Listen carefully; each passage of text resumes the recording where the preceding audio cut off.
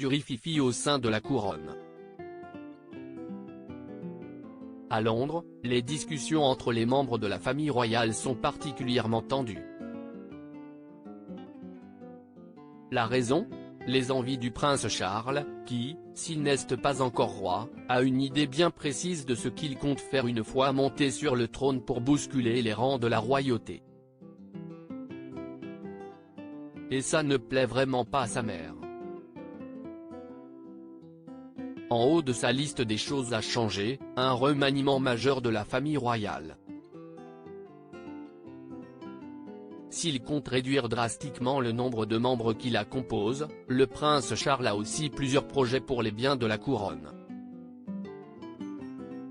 À commencer par Buckingham Palace et le domaine de Balmoral, qu'il compte ouvrir au public.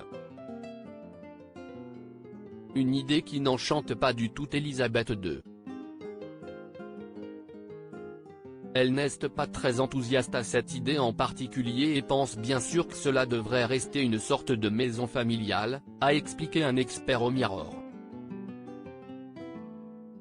Un proche de la famille royale britannique a déclaré au Daily Mail que discuter de l'avenir des palais était sur la liste des choses à faire.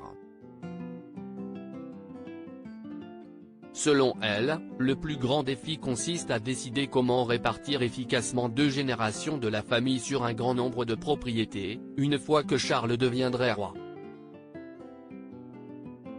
Au cœur des priorités de l'époux de Camilla Parker Bowles, s'assurer que ces espaces deviennent autre chose que de simples lieux de vie pour les membres de la couronne et fournir un service au public.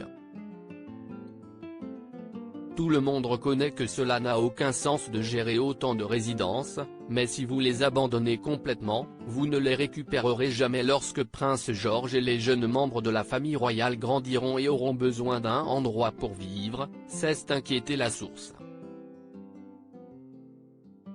Le prince Charles aura un logement plus modeste. Le palais de Buckingham est actuellement utilisé comme résidence royale en activité, abritant les bureaux de la reine parmi ses 775 chambres ainsi que 52 chambres royales et d'invités, 188 chambres pour le personnel, 92 bureaux et 78 salles de bain.